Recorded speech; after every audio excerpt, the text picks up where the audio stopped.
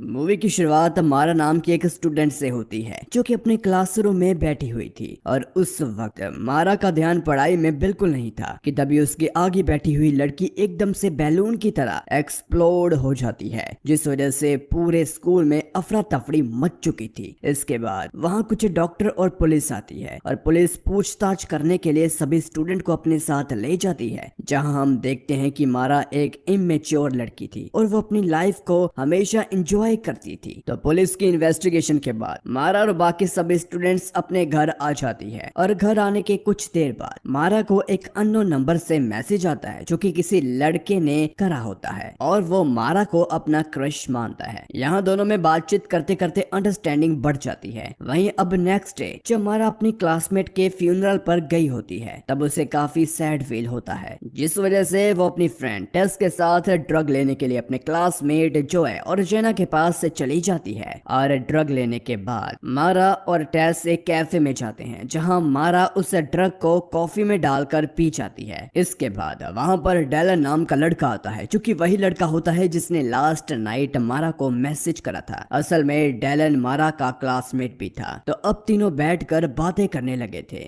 मारा ने पहली बार ड्रग ली थी जिस वजह से उसे वॉमिट सा फील होता है, इसीलिए वो डेलन को अपने साथ वॉशरूम में ले जाती है। इसके बाद दोनों एक दूसरे के साथ काफी अच्छा टाइम स्पेंड करते हैं। अगले दिन हैलोवीन डे था, इसीलिए हम देखते हैं कि सभी स्टूडेंट ने अलग अलग तरह की ड्रेस पहनी हुई थी और इसी दरमियान मारा और डेलन की मुलाकात होती है। तो दोनों स्कूल की लाइब्रेरी में बात करने चले जाते हैं जहां डेलन बताता है कि वो मारा को पहले दिन से ही पसंद करने लगा था और धीरे धीरे डेलन को मारा के लिए फीलिंग्स बढ़ती ही गई, मगर उसने कभी बताया नहीं। इन सभी बातों के बाद दोनों स्कूल के फुटबॉल गेम को देखने ग्राउंड पर जाते हैं और उस फुटबॉल गेम में मारा के कुछ क्लासमेट भी थे। वहीं मारा डेलन को बता रही होती है कि वो भी उसे पसंद करती है, मगर तभी उसका ही एक क्लासमेट ग्राउंड के बीचों बीच एक्सप्लोड हो जाता है, जिससे ग्राउंड में मौजूद सभी लोग भागने लगते हैं। साथ ही मारा और डेलन भी अब वहां से निकल चुके थे। तो इस इंसिडेंट की न्यूज पूरी सिटी में फैल जाती है और सभी लोग मानते हैं कि ये कोई श्राप है, जिसकी वजह से सभी स्टूडेंट एक एक कर एक्सप्लोड हो रहे हैं। और मारा जब अपने घर आती है तब हमें पता चलता है कि मारा का स्कूल फिलहाल बंद हो गया है। उसी रात मारा के क्लासमेट ने एक पार्टी रखी हुई थी और ये पार्टी उनके दो क्लासमेट्स के लिए डेडिकेटेड थी जिनकी हाल ही में मौत हुई थी। तो पार्टी में मारा और डेलन भी आए हुए थे, मगर कुछ देर बाद दोनों बाहर जाकर हैंग आउट करने लगते हैं और तभी एक दूसरे को किस भी कर लेते हैं। लेकिन इसी बीच पार्टी में एक दूसरे स्टूडेंट की मौत हो जाती है और अगले दिन रोजेटी नाम की एक FBI एजेंट मारा और टेस से पूछताछ कर रही होती है। दरअसल रोजेटी को लग रहा था कि ये इंसिडेंट किसी ड्रग की वजह से हो रहा है, इसीलिए वो मारा और टेस से ड्रग मंगवाती है और रोजेटी उनसे इस वे में ड्रग मंगवाती है ताकि दोनों को लगे कि वो भी ड्रग्स का यूज करती है। तो इसके बाद मारा ड्रग लेने के लिए फिर से जॉय और जेना के पास से जाती है, जहां जॉय बताता है कि वो ड्रग्स को अपने घर में नहीं रखता, इसलिए तीनों कार में ड्रग लेने चले जाते हैं। और जब तीनों ड्रग लेकर लौट रहे होते हैं कि तभी जॉय और जेना भी एक्सप्लोड हो जाते हैं। अब क्योंकि जॉय ही कार चला रहा होता है तो वो अचानक से ब्लास्ट हो गया था, जिस वजह से कार आउट ऑफ कंट्रोल होकर पलट जाती है। इसके कुछ देर बाद डेलन वहां आता है और उसे एक पत्थर पर किसी के हाथों के निशान दिखाई देते हैं, जिससे उसे लगता है कि मारा अभी भी जिंदा है और इसलिए वो मारा को ढूंढने लगता है। थोड़ी देर ढूंढने के बाद मारा उससे मिल भी जाती है, मगर इसी दरमियान कुछ डॉक्टर्स दोनों को पकड़कर एक कैंप में ले जाते हैं जहां उनके बाकी के क्लासमेट्स भी मौजूद थे। उसी रात डेलन मारा को प्रपोज कर देता है, जिस पर मारा ने अब हाँ भी कर दिया था। डॉक्टर्स ने उन सभी स्टूडेंट को इसीलिए कैंप में रखा हुआ था ताकि वो उनका ट्रीटमेंट कर सके और ऐसी मेडिसिन ढूंढ सके जिससे बाकी बचे स्टूडेंट को बचाया जा सके। अगले दिन एक पॉलिटिशियन उनके कैंप में जाता है और बताता है कि सभी स्टूडेंट को डॉक्टर द्वारा दी गई पिल्स खानी पड़ेंगी ताकि उन्हें पता चल सके कि कौन सी मेडिसिन उन सभी स्टूडेंट को बचा सकती है। दरअसल डॉक्टर के पास ऐसी कोई दवाई नहीं थी जिससे स्टूडेंट ठीक रह पाए, लेकिन इसके बावजूद वो स्टूडेंट्स पर अलग अलग मेडिसिन ट्राई करने वाले थे। इस वजह से स्टूडेंट उस पॉलिटिशियन की बात से राजी नहीं होते। लेकिन इसी दरमियान एक स्टूडेंट एक्सप्लोड हो गया था, तो और कोई रास्ता ना होने की वजह से सभी स्टूडेंट्स को उस पॉलिटिशियन की बात माननी पड़ती है। इसके बाद सभी स्टूडेंट्स काफी सारी मेडिसिन ट्राई करते हैं, लेकिन इसके बावजूद कुछ स्टूडेंट की मौत हो रही थी और कुछ दिनों बाद फाइनली उन्हें एक ऐसी मेडिसिन मिल गई थी और उस मेडिसिन को खाने की वजह से काफी दिनों से एक भी स्टूडेंट की मौत नहीं हुई थी। तो अब सभी स्टूडेंट्स उस मेडिसिन को लेकर अपने अपने घर चले गए थे। अगले दिन मारा डैलन को अपने घर बुलाती है, जहाँ दोनों इंटीमेट होते हैं और एक दूसरे के साथ अच्छा टाइम स्पेंड करते हैं। और जबकि सब ठीक हो चुका था तो उनके स्कूल भी अब खुल चुके थे और बाकी बचे हुए स्टूडेंट्स स्कूल अटेंड भी कर रहे थे। इसके अगले दिन उनके क्लास में डॉक्टर आती है और वह उन्हें सेफ्टी के लिए कुछ इंस्ट्रक्शन दे रही होती है कि तभी एक एक कर सभी एक्सप्लोड होने लगते हैं, जिस वजह से बचे हुए स्टूडेंट्स काफी डर जाते हैं और वहां से भागने लगते हैं। इसी अफरा तफरी के बाद जब डैलन और मारा मिलते हैं तभी मारा के सामने ही डैलन भी एक्सप्लोड हो जाता है और इसी इंसिडेंट से मारा काफी डिप्रेस्ड रहने लगी थी। उसने ड्रिंक करना चालू कर दिया था। उसके हाथों में हमेशा शराब की बोतल ही रहने लगी थी। एक दिन टेस जब स्कूल जा रही थी तभी उसके सामने मारा आती है तो टेस उसे स्कूल चलने को कहती है, मगर मारा मना कर देती है, जिससे दोनों में बहस हो जाती है। इसके बाद मारा एक मॉल जाती है और शराब की बोतल चोरी कर लेती है। तभी वहाँ रोजेटी आती है, मगर मारा उसे शराब की बोतल से रोजेटी की कार का ग्लास तोड़ देती है। और जब इसकी खबर मारा के डैड को पता चलती है तो वह मारा पर गुस्सा करते हैं, लेकिन मारा सॉरी बोलने की बजाय अपने डैड से भी बहस कर लेती है। और इसी तरह